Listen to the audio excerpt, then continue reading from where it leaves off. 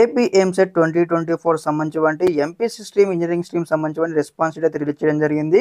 ఇక్కడ వచ్చేసి ఏదైతే రెస్పాన్సిబిలిటీ సంబంధించిన డైరెక్ట్ లింక్ కూడా మీకు వీడియో డిస్క్రిప్షన్లో ఇస్తానో అక్కడ వచ్చేసి యొక్క రిజిస్ట్రేషన్ నెంబర్, మీ యొక్క హాల్ టికెట్ నెంబర్ ఎంటర్ చేసి ఇక్కడ గెట్ కి కొట్టగానే మీ యొక్క రెస్పాన్సిబిలిటీ అయితే డౌన్లోడ్ కావడం జరుగుతుంది. అదేవిధంగా master question paper with preliminary key కూడా మనకైతే రిలీజ్ చేయడం జరిగింది.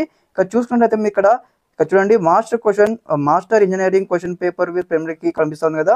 మీరు ఏ షిఫ్ట్ ఆ షిఫ్ట్ ఈ విధంగా మీకు వచ్చేసి డౌన్లోడ్ చేసుకొని మీకు ఎన్ని మార్క్స్ వచ్చినాయో అన్ని మార్క్స్ అయితే చెక్ చేసుకోండి. అదేవిధంగా మీకు వచ్చినటువంటి మార్క్స్కి మీకు వచ్చినటువంటి ర్యాంక్ ఏ కలర్ సీట్ వస్తుందో అప్కమింగ్లో తెలుసుకుందాం స్టెప్ బై స్టెప్ కూడా.